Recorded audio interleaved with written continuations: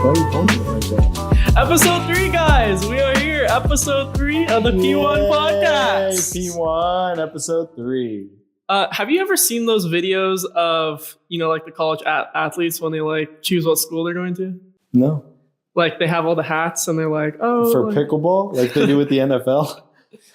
All right, guys. So Derek Hyman has signed to a contract with an organization, and we need to find out who it is today. It's a grand reveal, Jacob. Oh, it's totally not on my Instagram already. All right.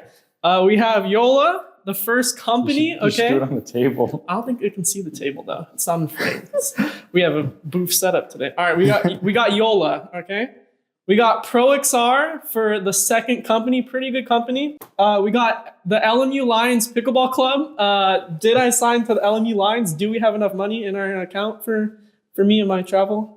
How much do you charge? All right, and we have the Golden State Warriors organization. Will I be signed to them? Do they have a new pickleball pro team coming out? My money's on Golden State Warriors. Jeremy Lin actually co-owns a pickleball team in the Bay Area. So was he even on the Warriors ever? Bet you wish you were signed to the Celtics. All right, so I am signing today with ProXR! ProXR. The hat's kind of not like really good, but ProXR! Don't say that. Use code HINDMA10. It's the default code they gave me. I didn't change it because, I want to stick to my roots, and that's totally the reason why. Just throw all that other shit out of here. Okay. ProXR sponsorship. ProXR. How'd that come about? I reached out to ProXR. I said, I have a lot of clout and sponsor me. And that's pretty much it. And they said, we'll take all my money because... Yeah, ProXR, I can actually it's like a reveal too. Oh. You're not in frame ProXR. Doing this. I've done this a lot. Oh. All right. Yeah, we're signed to ProXR now. It was planned the whole time. But they just sponsor people like 4 or 5 and up, and at my YouTube channel too. The P1 podcast. Without the P1 podcast, I wouldn't have been able to be sponsored. So shout out to you guys for watching the P1 podcast. There you go. I think a lot of it was it was as soon as you turned 5-0 that they were like, Well, because I told you a little bit about it, but I sent the application for the ProXR. 5-0, I have this channel. They just sent a contract, just blank email, just contract 2 days later. As soon as you're 5-0, the money comes. That's all it is. And we were in a pickleball club too. So companies reach out and contracts, companies will randomly send out contracts. I had to actually read the contract to see what was actually happening. It was kind of scary. Yeah. Did you like the contract? It's pretty good. Use code HINDMA10 at checkout. You get $10 off at ProXR. Get a lot of free stuff. You get a lot of free stuff. But the ProXR paddles are very good though. So that's what I noticed. Actually, because transitioning into a topic talking about paddles, the Joola Gen 3s came out. Mm-hmm. Gen 3, they got the Hyperion, Perseus, Magnus. Okay, wait, we're getting too ahead of ourselves. Drink of the day. What do you have today? I don't have any drink. I don't have my mug with me. You just served yourself. You didn't serve me anything, you crappy host. Pickleball queen. We got peach Snapple in here. Do you want something to drink? Now you ask me, now that we're filming? Yeah. Hold on, guys. I'm going to get a drink with the new ProXR signed 5-0. Yeah, sorry. I'm only thinking about myself now with the contract. We'll give you a plastic cup. I don't trust you. I get a plastic cup. I hope you're seeing this, gentlemen. Bro's a 5-0 now, and he's got this ego. You want milk? No. We got water and Snapple. I'll take the Snapple. All right. Drink of the day. A little drink of the day. I make you a little drink mixer, My specialty, it's Snapple. And that's it. That's the drink. I don't know why you have a ProXR sponsorship. You could have an iced tea sponsorship. I should, honestly. All right, there you go. That could be a whole content pillar for you.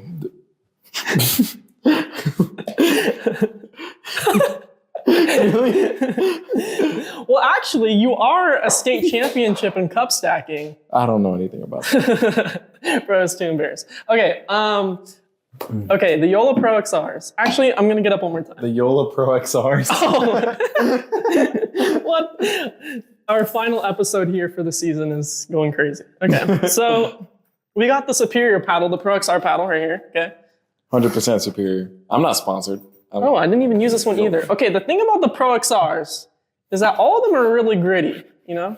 There's a lot of grit. And you won't get deviation in grit, which the Joolas do, which is a big concern lately because they're all different. And we actually went to the LA Open, me and a couple other people in the club, and at the booth, like the Joola people who were selling the paddle, they were like, oh, are you sure you want that paddle? You don't want to feel the grit for the paddles? A lot of people have been coming to the booth and feeling the grit of the paddles to make sure that's the one they want. And they were like laughing. That's not a funny thing. Like, there should not be differences in your grit. The paddle's $300. That shouldn't be a known thing among your consumers. You should know what you're getting here. Yeah, exactly. So that is not a good thing. I think mine is like middle tier in terms of grit, but especially lately, like the Joola breaking in and like you need to play it more and it gets hotter, but like the core crushing of the paddle has actually been a thing that's popping up more lately where like the internal structure is dying when you use the paddle for like a week. And like when you press in the paddle, it should make like a crunching noise. Mine doesn't. I thought the crunching noise means it's delaminated. No, it's like core crushing. So it's like broken. But this side kind of just a little bit, but overall mine is fine. But that's been a thing in the industry right now. So the Pro XR paddle. What your boy is. And like when you press into this one, this is like concrete. So it's actually really nice. So I like the Pro XR because of the long handle. Because I'm really bad at two-handed backhands. Well, I think, the handle's a little longer than the Perseus. I think that has like the longest handle there is. Yeah, so little twoies you can hit around. But I mean, if you're buying a $300 paddle, there's a grit problem, the core problem. You shouldn't have those. And also, I ordered mine online. I ordered a Perseus and Magnus. Here we go. They sent 2 Perseuses, and I didn't get the Magnus. And there was just like this whole charades with the people online, like, oh, you got to go out of your way, go down a mile to go send us the paddle back, and then we'll send you the Magnus back. Like, no, give me my money back or send me the Magnus. Like, exactly. Like, gotta bleep that out because we're family friendly. Jesus Christ. Yeah. He won. But I mean, I think the biggest thing that I've thought about lately was that people shouldn't use the paddle. And the reason is like, if your level is like below 4 or 5, you will only use it to like smash the ball. Well, that's the thing. It's got so much pop. Like that thing pop and power, yeah. If you hit it, like you'll notice an immediate sound difference with the Joola, the Perseus one right there. Yeah. The Perseus 3. It changes from a whack to a donk is the best way I can describe it. Yeah. It immediately sounds like a ping thud. pong. Yeah. And it's so fast that like, what's the point at that point? Because like, I think being a pro, you know how to balance your speed and control. But until you learn when to use each, you're just going to rely on its power to win your games. Well, because I recently hit 5.0 and using the paddle, it's like, even for me, it's a slight struggle to like, oh, any ball I can just rip, I'll win the point. So it's really tempting and not to play like more of a soft game. And then I switch to the Pro XR. My game goes purely more like soft game, more control, play out the points. So it's like, even at that level, it's a struggle. So people lower level, I mean, it's just going to be only drives and shots that won't make you a better player and people won't be progressing. And we'll see a shift in like local tournaments of just only drives. Like, it's part of the commercial problem because like everyone just wants more. It's more power, more spin, more grit.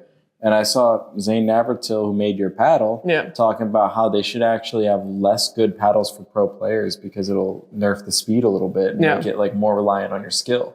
But yeah, we were at a rec play recently playing challenge courts there, and that went up to like, you know, solid 4-5 was the best games we got. 4-5, like nearing 4-7, and we were dominating those games solely because you were driving with the Joola. Yeah. And for no other reason. You were driving with the Gen 3 Perseus. And at 4-5, that should not matter. There should be no issue with drives at 4-5. And I will say definitively with like my experience, it was 4-5, but the paddle just created way too much of an edge. It just wasn't fair. Yeah, no. And we even played with a 4 or 5 guy recently that we play at the local courts that we just met for the first time. And like he said, when you use that paddle, I can't defend your drives. When you use the Pro XR, like I can defend them fine. They were asking him to use the Pro XR, saying, please, it's too much. And at that point, like, obviously that makes it sound like we're hyping up the Joola, like, oh my God, it's so powerful, but it loses the point. Yeah. Like, that's not why we're here. Yeah, it's like pickleball feels different playing with the Joola, the Gen 3s. Like it's a different game. You're winning through more like tennis style rather than pickleball of what it should be. And you know, a big part of that is like when you go to the higher level, that probably won't be an issue because I mean, they know how to defend top tier drives, but at the lower levels, like you'll just see a completely different game. So, you know, conspiracy theory. What if because pickleball, they're considering it so boring to watch the long dinking rallies. What if like the companies are trying to engineer the game to just become a driving fast hands maybe game? That's a possibility. But I mean, does it happen more on the pro level? Maybe in singles. Maybe it's more like drive in singles. But doubles, I mean, going to LA Open, watching it in person, it's not too much. They still know how to play different. pickleball. Yeah, and the LA Open too, Connor Garnett won the singles and he's Pro XR. So, I mean. There you go. Look at that. Competes just fine against Gen 3. And the paddle was made, what, over a year ago? It's doing just fine. It's doing just fine. I mean, your game changed. We were playing singles the other day. Yeah. And game completely changed from Joola to Pro XR. Your placement is a lot better with the Pro XR. Like this is where we're comparing it a little bit because the Joola does have more power, but you were able to place a lot better with the Pro XR. Yeah. We were playing singles. You were hitting a lot more passing shots. You were able to angle better. Yeah. And I wonder if that's partially because you had to slow your game down, but you had to slow your game down. Yeah. So you were able to hit better shots. Yeah. Which is kind of the point. So. Yeah. So it's just that aspect where like it will take you to a level where like, let's say they do put a ban on these heavier hitting paddles with more power, but everyone's adapted their game to have these like big drives. Like everyone will have to make a huge shift, and I mean I don't think that's good. It's not fun. Yeah, I mean we tell you how the Magnus felt, but well, we don't have one. So. They just didn't want to send it. Tyson, if you're watching this, they don't want to send your paddle out. We want to try it. We want to use it. We met you. We want you on here. We want you on the podcast to talk about that Magnus paddle, but we can't review it if they don't send it out. So talk to your boys at Joola. Yeah. Send us one directly from you. Like we'll just drop by. We'll come pick it up. Like, wherever you. We'll drive to you good. wherever you live. So getting a little creepy. Collegiate. We will show up at your house. Oh God, that is. We are not getting him on here. Collegiate. What is happening in collegiate? We have let's go more recently. We had the Houston Open, which was almost a month ago, and they had a collegiate showcase where they had a couple schools come out and they gave them like medals and stuff, and they had the ML Play format. So bronze place, I didn't know if it was a school or like a club, but Coog Pickleball. Coog? COOG. Oh yeah, I saw that. I don't know if I don't know what that was, but they're part of the collegiate showcase. So that's like when we played against Master University. Maybe, yeah. So maybe they're like a graduate school or something like that. And they got third place, so I'm pretty sure that's last.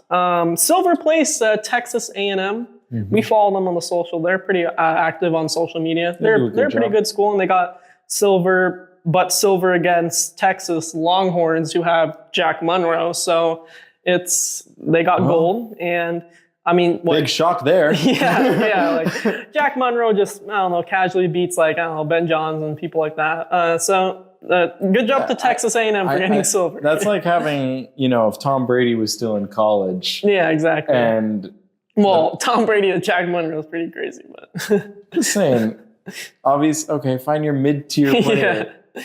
Eli Manning, other like quarterback, is in college football. You just don't do that. Yeah, no, that didn't sound fun. But I actually watched a Jack Monroe a video. He was on a podcast, and he was talking to the guy about a competition in collegiate. And he was like, yeah, to compete and win those regionals and stuff like that, you have to have a good men's player, like a really good men's player, and then you you win 2 out of the 4 games, right? You win men's doubles and then mixed, and then at minimum, you're going to the Dream Breaker. Mm-hmm. But Texas, their team is full of 5-0s.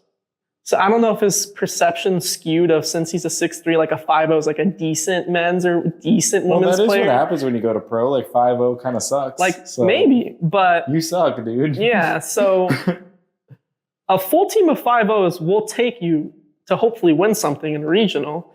Yeah. So I don't know that perspective. They scraped for gold with their puny 5-0s. Because it's kind of confusing. Well, this is a reason why NCPA and stuff like that don't allow you to have pros playing in it, because they're just at a different level. If Jack Munro's saying that about 5-0s, our perception of that being knee deep in collegiate is that he would be referring to 3-5s, 4-0s that we have on our team and we see on other teams. That is like a decent player that you have on a team where you need a 5-0 to carry a team to win those matches. But well, I mean, look at we have Utah Tech on the West Coast winning them all. Yeah. And Utah Tech's what, like their best players are 5'3"? Yeah. Like they got 5'3", 5'2", 5'1". Yeah. The level at the best is 5-0. Yeah. So to indicate that 5-0 may be mid is simply not the case, because Utah Tech also goes on to finish second or higher in the nationals. So it's not to say that they are not competing.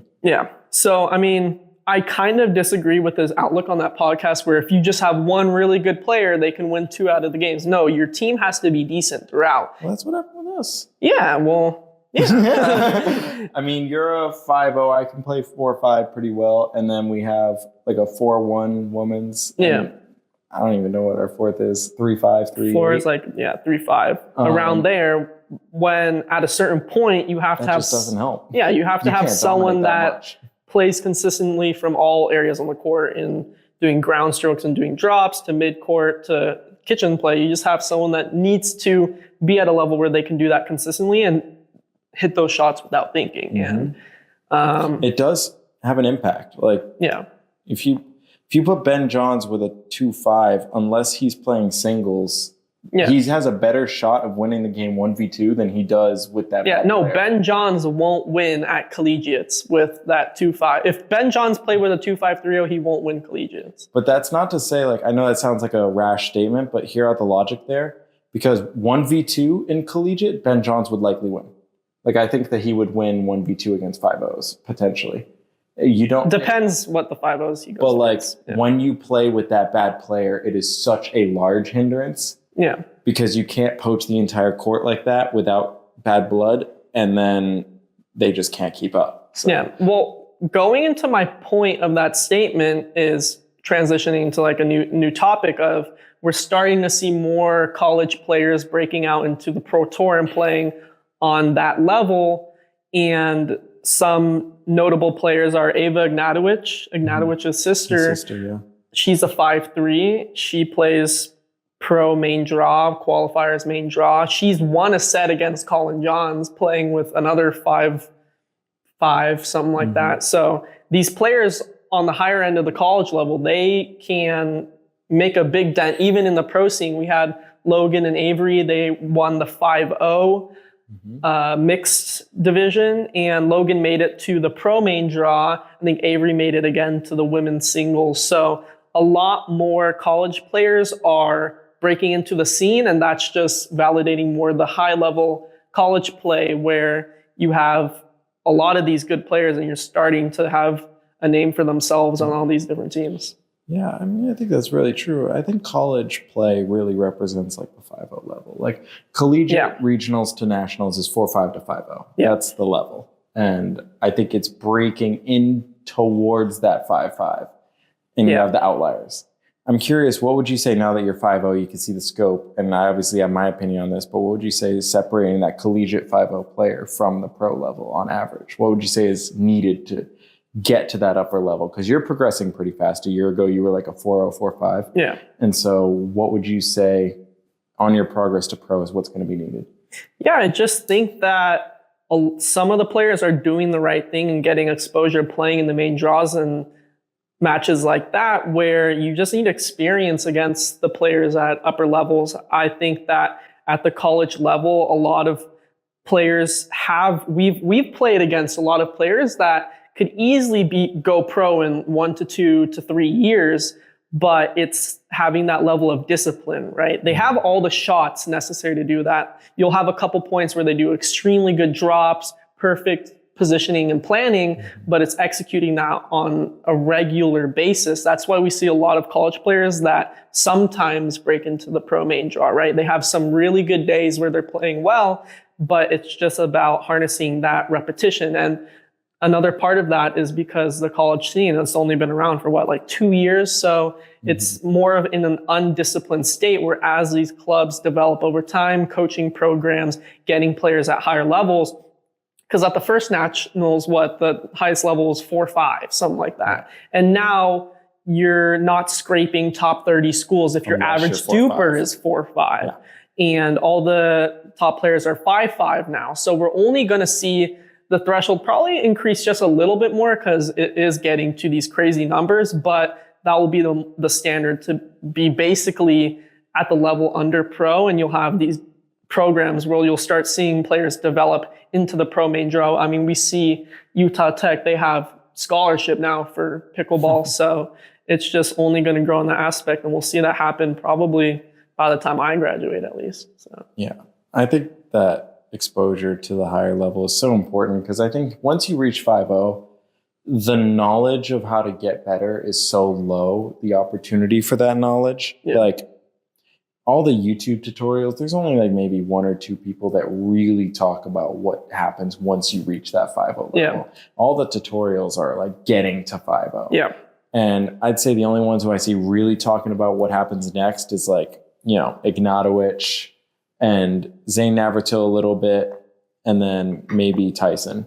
Yeah. But I imagine playing in that higher level, you learn things that you wouldn't learn on YouTube, and things that are much more important, like talents that you only know from the top coaches who are top dollar. Yeah, for sure. And so finding an and I imagine that would come by, just having to enter the tournaments, because you're not going to get into those rec plays unless you perform at the tournaments. So you have to be known in that capacity. You have to demonstrate that you're worth their time and then get that in, because there's so many skills. Like, I mean, just what we were talking about the other day, learning about how much more important hitting the balls out of the air are. Yeah. Like, you learn that at 3.5, but you never even start implementing it until 5.0. Yeah. Like how to take time away from your opponents, how much less time you will have to make decisions, how much more aggressive dinks can get. Yep. Like little things like that you never really think about until you're playing with people who are that much better. Yeah, I think that's also a key contributor when you kind of have to prove yourself before you're allowed to play with us, essentially. And we see that at a rec level, those groups out there that will gatekeep courts and stuff. It's no different from the pro level, I'd say. We've had our fair share. But even this episode with Addict that we're going to interview later in this episode, stick by that to watch that interview. Very good to see a company that's on the rise, but they sponsored Kazan Campbell, who got on that impressive run, and now he can play with I think Alhani, or I'm not too sure how to pronounce it. I don't know. Yeah, but he's able to play with these pro players now. He's, as the owners of Addict will say, they announced on here that he's signed to the PPA tour, but that's already been announced. And you kind of reach that credibility level. I'm sure he can contact any pro he wants and start drilling. Campbell before that, like he just came out with his weird hat and then made things happen. He shook the ground. So yeah, exactly. So definitely that at a certain point, you're going to need to break through, and then you can have more connections and play with the best in order to compete against the best. Mm-hmm. So kind of molding that where some college players do compete against the best, we see at the individual championships upcoming. We'll cover that in our finale of season 1 for probably in the summertime when that individuals happens, but upcoming, previewing it, Jack Munro's playing in it, and Jake Foster, who is, if you don't know who Jake Foster is, I looked up his duper. He beats the likes of J.W. Johnson. That guy. Chris Hallworth. I don't know. Runs through the APP essentially in the, I think it was the U.S. Open Pickleball Championships. So, but he's collegiate. He's collegiate. In college. Yeah. He's in college, and their dupers up there, it says like 5'3", 5'4", 5'5", 6'5", 6'8", and it's like, oh Lord. So those are going to be very interesting to watch to see. Well, actually, it will be a good representation on kind of not looking at it condescending, or I don't know what the word is for that, but having an optimistic outlook is that we get to see now the highest level of singles players in collegiate, doubles players, how they would look against like the likes of Jack Monroe, Jack Foster at that individuals. I think it'll be really interesting to see those results and watch the next episode, the finale, to see our thoughts about that and the outcomes. But that's going to be a very interesting time. I think what's really funny for me about collegiate is the qualifications, which is quite literally only qualification to join Duper Collegiate is you have to have 6 credits in a college. Yeah. It's not undergrad.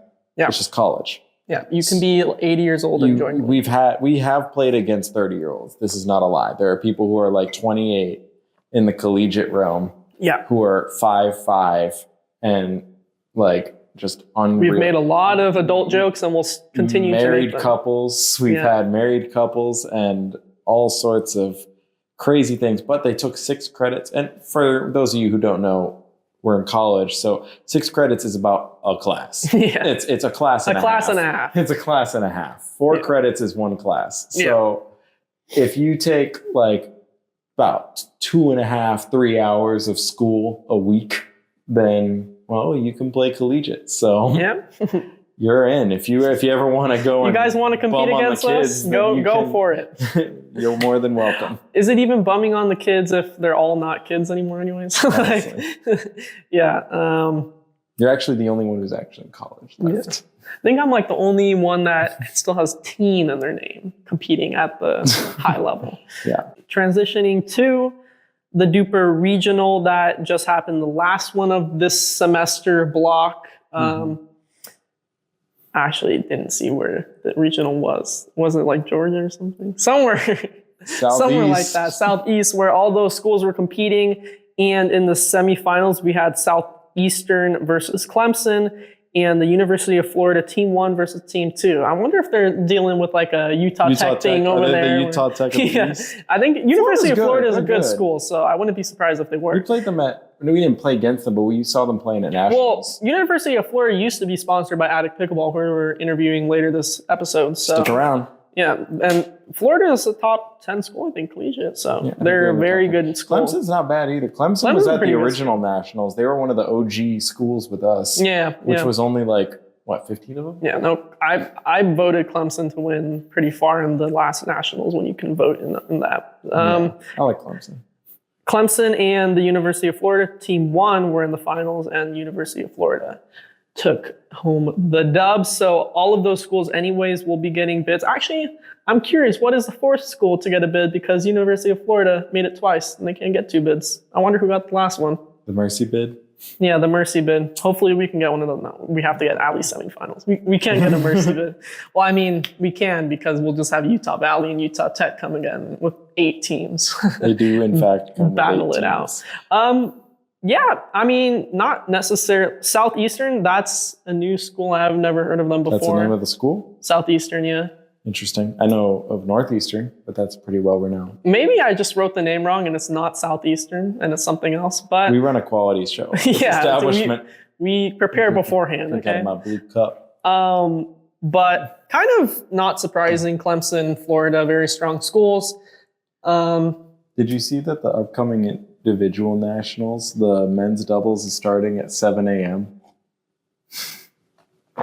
Holy. The bracket. I don't know why they start so early. The bracket starts at 7 in the morning. That is insane. And which means if you're like most of the teams and you're traveling there, you're staying in a hotel or an Airbnb like 10 minutes away.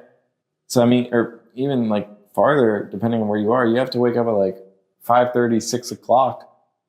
Who plays their best pickleball when they're waking up at 5? These are college kids. They're not waking up at 5:30, I have a whole morning routine. I can't be doing that. You've got to do your face mask and... Not what I was referring to. More like food. Need to go to use the restroom. Need to like... Cucumber. Prepare mentally. Jade rolling. You don't want to go to a tournament. All right, you're on court 1 and you're barely woken up yet. He uses his Pro XR moisturizer. Recently sponsors. Use Derek code Heinma10. You have to feel out your paddle to make sure it's ready for the match of the day. Get the grit right. But either way, still 7 a.m. apps.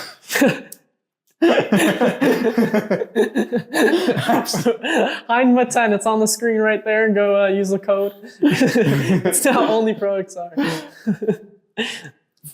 But yeah, either way, I think it's kind of absurd that they're trying to make college kids wake up for 7 a.m. bracket start. Like, I think most kids already struggle with the 8 a.m. bracket start, and making them start that early. It's just, I'm not going to complain and say it's inhumane. I know at the end of the day, we're trying to say we're athletes, so waking up early is just part of the game. But it is a clear hindrance on the level you're going to be playing. I mean, but at the same time, what sports really play at those times? I can only think of soccer, probably.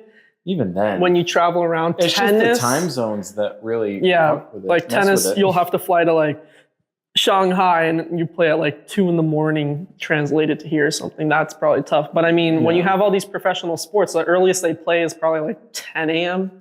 And usually these people are professional athletes. They're, part of their training is sleep training. They work for it. Well, that's their job. We have school. We have our 6 credits to complete on the side. Not to mention funding. So like a lot of these athletes will go like 3 days in advance so they can get used to the time zone. Exactly. Get rid of the jet lag and all that. But you can't do that when you're collegiate. Yeah, no, you have to drive straight there sometimes. You're 28 years old in collegiate. You got to make sure that you got to make sure the kids are fed. They're off to school. Drive to the tournament. Drive back. Things to do. You got to kiss your wife. Forget to put them in the childcare, so they're just sitting outside for hours while you're playing pickleball. Collegiate. Collegiate, yeah. That is insane. So, collegiate aside, from our perspective on the pro scene, what is happening? Ben Johns is not the #1 player in the world in singles anymore. Fed has been dominating singles. He's the most consistent player. There was that big stretch of a bunch of tournaments in a row, and he won pretty much all of them. And he's doing just fine. I think one that makes me the most mad is the Andre and Tardio pickling Ben Johns. I was eating dinner and I just get a text from this guy. I'm crying. Yeah. I'm so depressed. Okay, I didn't say I'm crying. I'm so depressed, Tardio. That's crazy. If they ask you, oh my God. We'll talk about it. What made you so upset? It's, there's the stigma where PPA is the most competitive and APP is kind of like that other thing. And then all the APP people come into PPA and just...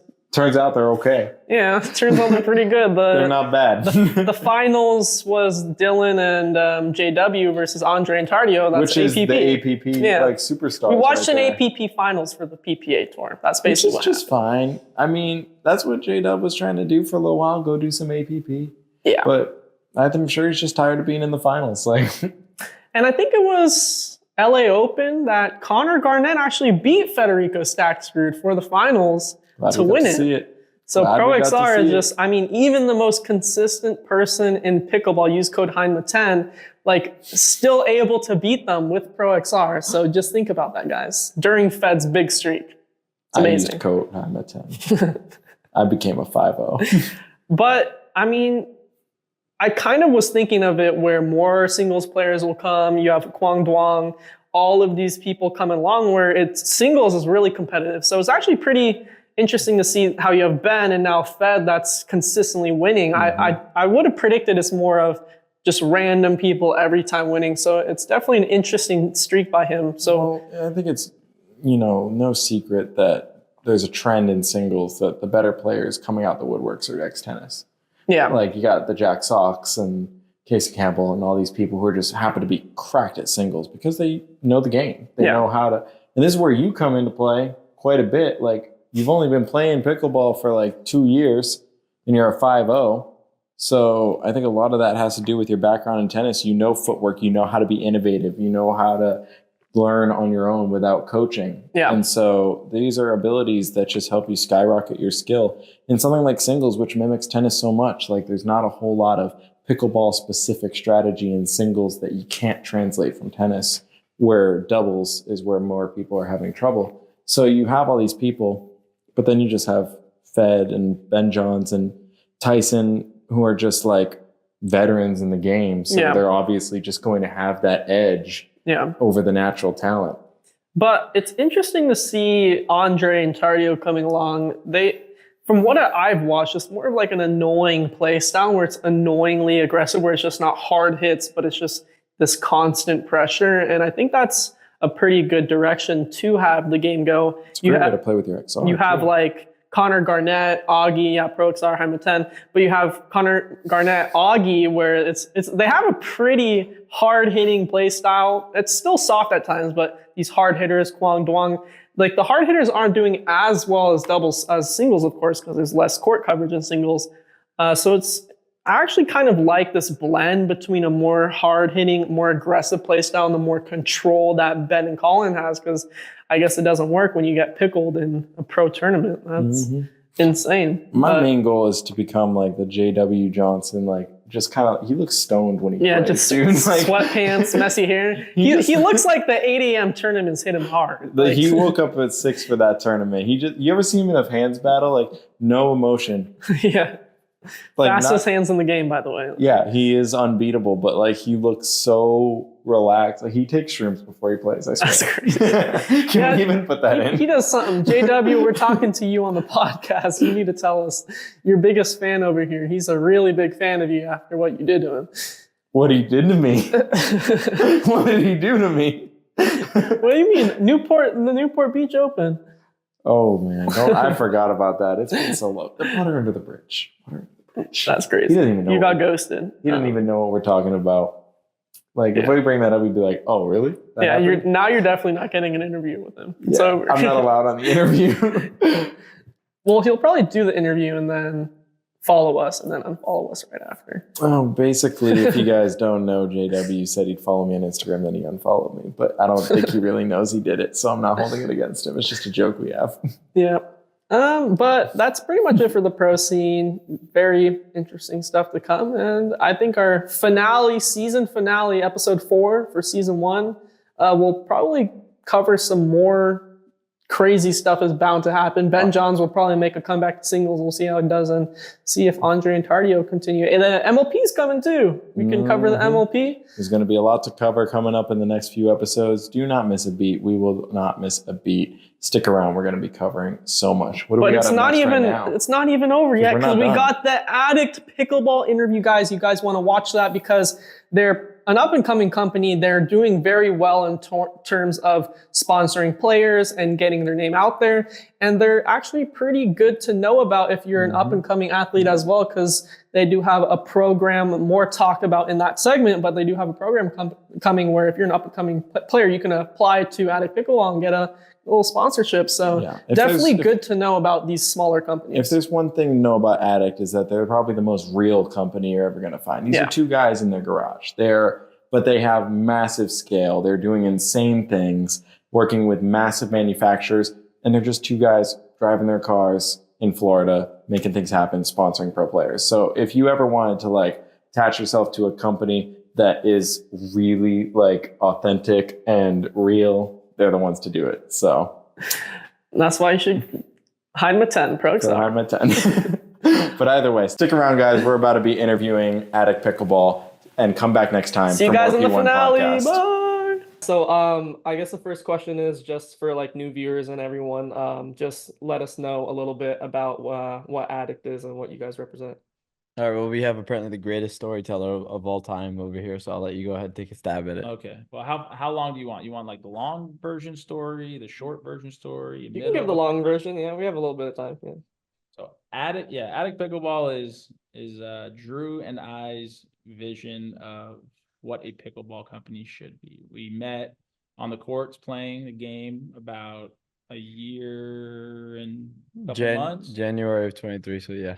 A couple months ago, fell in love with the game, got completely hooked, addicted. We're spending more time probably on the courts than we were doing anything else, more than a 40-hour work week. And we made a decision that we wanted to get into the space somehow, some way. And we didn't necessarily know what that was going to be. And what angle we were going to go after. But after about 2 months of tossing around ideas, which was from opening our own facility to potentially doing a recycling play in pickleball, we kind of landed on we wanted to build a brand. As we looked around and saw there was really no brands that captured the space, the sport, the culture very well.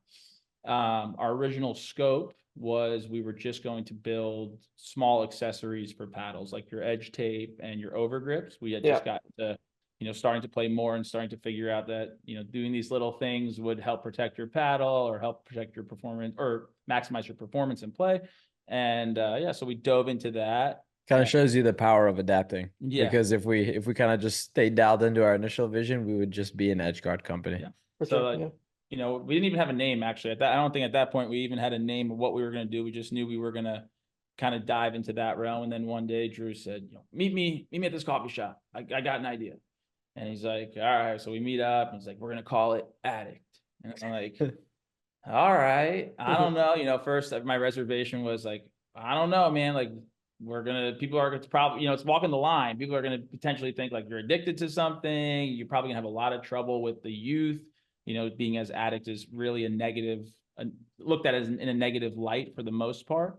And then kind of I dove into a branding, frenzy, read every branding book I could and kind of came across a book called The Story Brand. And it laid out, rungs on a ladder in a consumer's mind and where you fall on that rung. And really, if you don't occupy the top 2 spaces, then it's really, you're kind of lost in a sea of other competitors.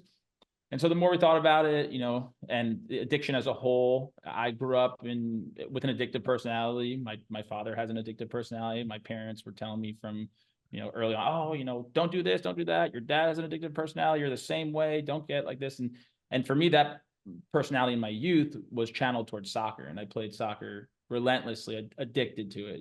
I forewent a lot of social things with my friends or trips, vacations, summers, just to train, to compete. But ultimately that shaped who I was as an individual, for the better, very much so. And I think that being an addict there's nothing wrong. It should be celebrated. It should be something that is looked up to, as long as you're taking that energy and that passion and you're channeling it on things that will typically have an outcome for the better as a whole, as opposed to, potentially some negative things were commonly associated with addiction. You look at everybody, right? And everybody is essentially like, you are your habits at the end of the day. What you choose to do day in and day out, like, defines you and you become that. And I've always had I've been in denial my entire life, but I've always had a very, very obsessive personality. Whether that be like, sport, basketball, getting into, or a game or topic or whatever it might be, I just dial in and dive in. And before I found pickleball, I had like I stacked the most unhealthy habits I could ever have. I was living in Miami and traveling overseas and just basically living up a very unhealthy life filled with like the most of unhealthy habits. So pickleball for me, like it put me on a much better path, like put me on a path of like health in every way, from like my new circle to who I hang around to like the amount of cardio that I was getting. So that's what it did for me. And it, for the both of us, it highlighted what an addiction can be if you gear it towards the good. So that became kind of like the ethos of it. So right now we're fully dialed in for pickleball, but at the heart of Addict, it's really just a mission, whether that's basketball for somebody, soccer for another, to lean into their healthy addictions. Let that be a guiding force. So our way of expressing that was going to be through product design, development, and building that brand and culture, and helping to navigate the growing culture of pickleball. Yes, this is perfect for my family. Anything else? Like a box of tissues too.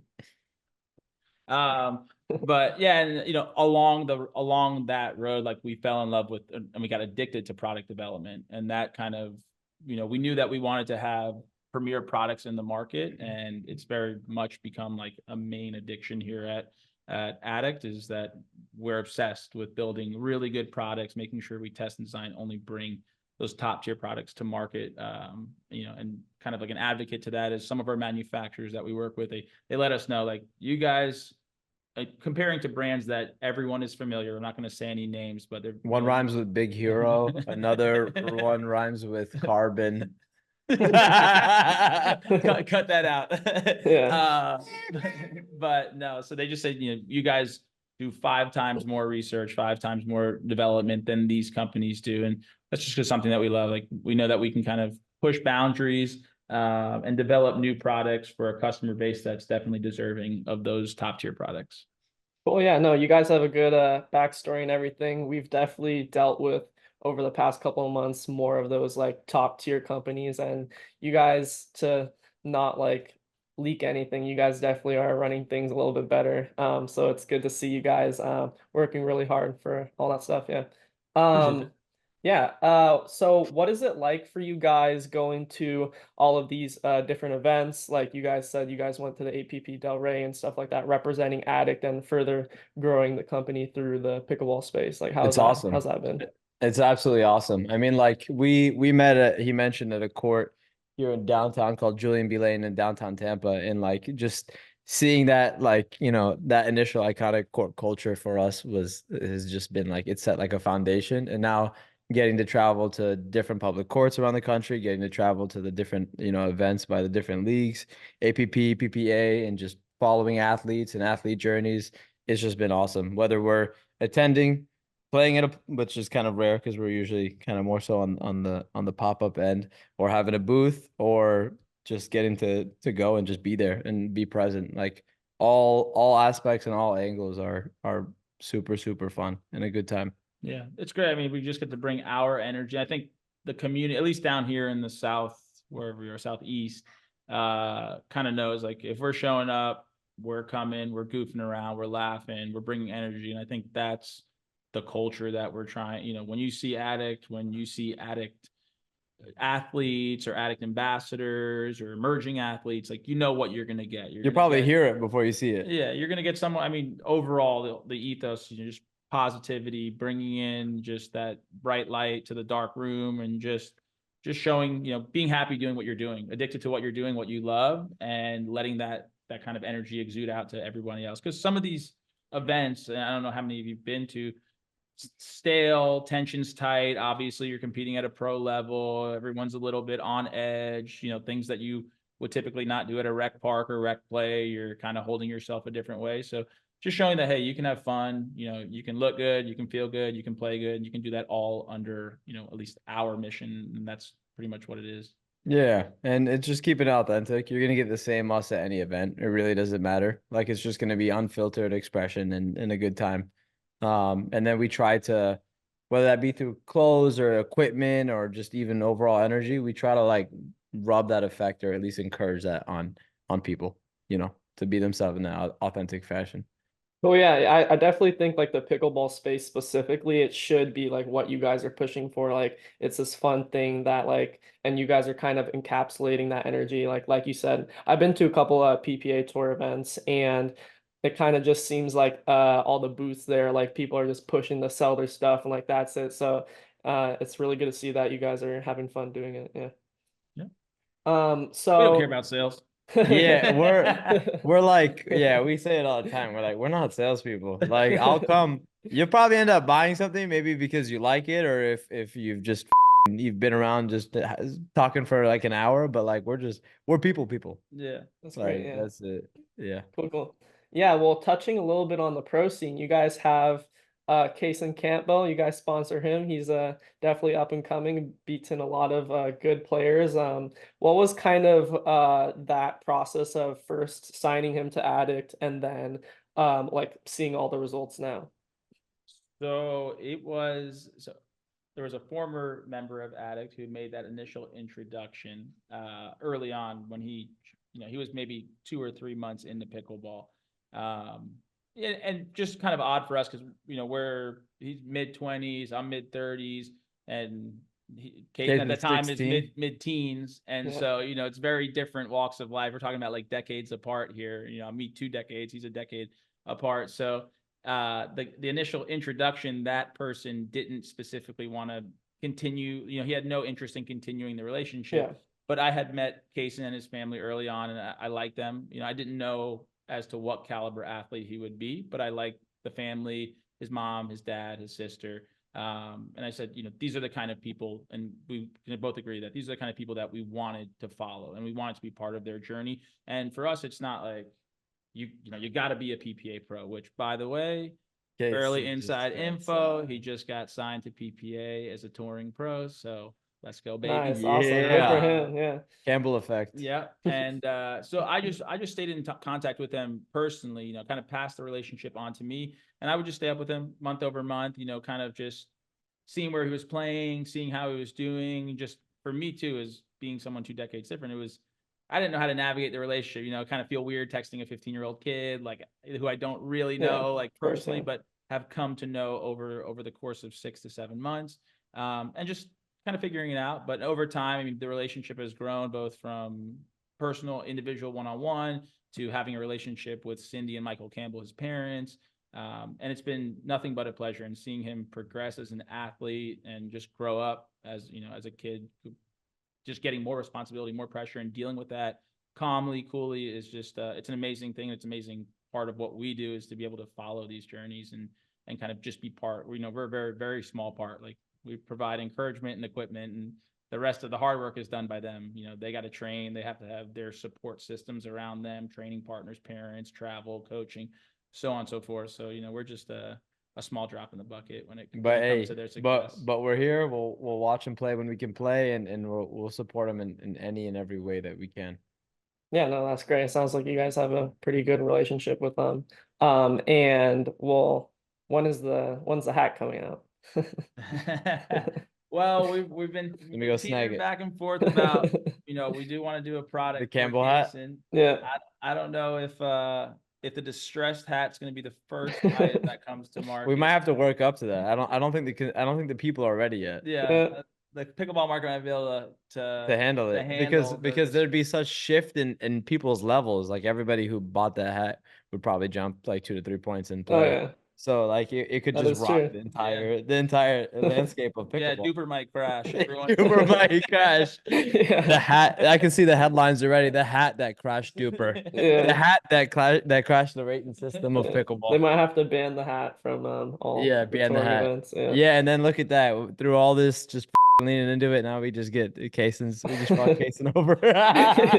That's funny. But no, we are looking to. We actually haven't even. We kind of trying to surprise them in some ways. Now he'll know. But we're kind of dialing in and trying to find him his first signature product. That's great. Yeah. So for potential viewers looking to be sponsored, or anyone else, maybe more younger players, are you guys looking to sponsor more people in that alley, or is this kind of like a one-off thing? And like, what's your vision there, sponsoring more people? So we are, I guess, over the course of a year and some months that we've been in this space, we kind of see what sponsorships look like, and like how both parties, everything that we do, we like to have mutual benefit, right, for both parties. Sure, yeah. Which sometimes, I think early on in the game, the sponsorships were just one-way streets. And so we are rolling out with a new version of our site. We're rolling out basically a systematic program from start to finish. So there's 3 different tiers that you go through. Essentially, you go from kind of an athlete ambassador to something that we call an alpha addict. So it takes you about 6 months to get through that first program, a year to get through that second program, and then at that point, a year and a half into your game, if you're ready for that sponsored athlete program, then you would graduate to that with full-blown sponsored athletes. And we feel, for us, it gives an athlete enough time to grow into that player they want to be. Also, we've kind of learned what brands in total are looking for, as far as from a marketing side, being able to market yourself as a player. And we utilize some of the platforms that we've built to help in those efforts. And also just building that family environment, because you never know, especially we deal with a lot of players that have came into our brand after leaving another brand, and we hear all of their pain points that they have, right? And so we knew that with this second go around of our kind of athlete program, that we wanted to nail this down so that we could mitigate those pain points. A lot of it comes with communication, not feeling involved in something. They just feel like it's just another, checklist item. They're like, oh, great, we have players, but you never hear from them. You don't really feel like you're part of something. You just you get paddles, or you get equipment, you go play, and you almost feel like you're just in a contract. And so with us, it's very much a family environment, and we wanted to make sure that our family had airtight processes to be able to welcome everybody in. So yes, long-winded way of saying, very soon we will be launching our tiered program for athletes looking for sponsorship. And if you're looking to be a pro sponsored athlete, it's going to take you a year and a half, but there is option and there's opportunity at Addict. Yeah, absolutely. Great. Yeah, no, that sounds very good. I think that talking to a lot of different companies in the pickleball space, like everyone as a whole are still developing programs like that, and you definitely have to go out of your way to find like the companies that will just not reach out back, or the ones that will respond after the next day. So it's really good to hear you guys are doing that, and I'm sure a lot of people would appreciate that. Yeah. So yeah, that's pretty much all the questions that I've had answered. I guess one last thing before we end this call is, if there's clearly that program's rolling out soon, but if there's anything else exciting in store for Addict upcoming for people to be excited for. Okay, where do we start? Yeah. A lot of stuff. I'll tell you with the most immediate. We are actually currently building out our brand store. Okay. It's gonna kind of be like a 2-3 room space. There's a podcast room, an actual retail store, and then we have our office, and that's opening up in the middle of May. We're doing a family and friends grand opening May 11th, a public grand opening May 18th. That's here in Tampa and Ybor, in the middle of an industrial kind of warehouse facility. It's an 8-court facility currently. Beyond launching our facility equipment line, kind of decking them out with nets and barriers, we're also building out for the launch 4 new courts. Okay. So we're helping build out 4 new courts. So when we launch in mid-May, have this grand opening of the actual store, it'll be in the middle of a 12-court facility. So that's we'll make a formal announcement up and coming that we're opening up our construction services. So we start doing, soup to nuts solutions for court builds, facility equipment, the actual building of the court, and equipment if needed. So that goes for private courts and for facilities. Private and commercial facilities. We also have some new products coming to market. We're currently in the later round stages of testing a 14 millimeter, I would say competitive or higher end paddle, and as well as a entry level paddle sitting at your like $120 to $130 price point. For some of the newbies to the game, or maybe some of the people who are just slowly catching that bug, they're graduating past their $50 Amazon or 87 model. Or 87 model, yeah. It's not supreme, but it's economy. But yeah, so there's that. There's some new apparel rolling out. We're currently in testing of expanded lines for both men and women. So he's leading the efforts there. But we're gonna release hopefully some this summer. We'll be doing like a little summer collection, men, shorts, athletic shirt beyond the polos. For women, tennis skirts, probably a form of shorts as well, and then a couple different style tops, from crop tops to potentially a sport bra or a shirt. So so growing the product line for apparel, and then very light teaser, but Addict is currently exploring potentially partnering up with 2 really big shoe dogs who have had massive influence in the sneaker world, for companies like Nike, Adidas, etc., to develop our footwear line. So it's something that takes a little bit longer. Will be at least a year out of development, but it's something that we'll probably plant the seeds in and kind of get the ball rolling on. Awesome. Yeah, it sounds like another hour we can fill in with more updates, but yeah, but just leave them off on a teaser. That's enough to digest. Exactly. Yeah. No, yeah, it definitely sounds like you guys have a lot going on. I'm definitely rocking the Addict pickleball hat. All the open plays and stuff I go to in Santa Monica here. So, and a lot of people actually really like the hat. So I'm gonna definitely push them more towards your guys' website and stuff. Get you guys some sales there. We appreciate it. LMU, baby. Of course. Yeah, but no, it sounds great. I'm actually gonna be in Florida in mid-May, so maybe I'll stop by. Who knows? Oh. We're in Florida. Yeah, you let us know the dates that you'll be here. Dope. Yeah, of course. Yeah. No, that was a good talk, guys. I really appreciate having you guys on. Thank you for sharing everything. Having us. Thanks, man. It's exciting. It's our first digital interview. Digital podcast. Yeah. No, at Lone Palm. Oh yeah. With it's okay. You're second. Second is the best. Right? First or second is the best. First is the worst. Sorry. No, sorry. Yeah. If you're out there watching, we love you, Leo. Yeah. I know he's scraping through all the podcasts. Thank you guys so much for stopping by. Yeah. Making for the show. Much love, man. Thanks for having us. Yeah, good luck with that penthouse apartment you got there. Yeah. The crown molding. All right, guys. Take care. Take care. Yep.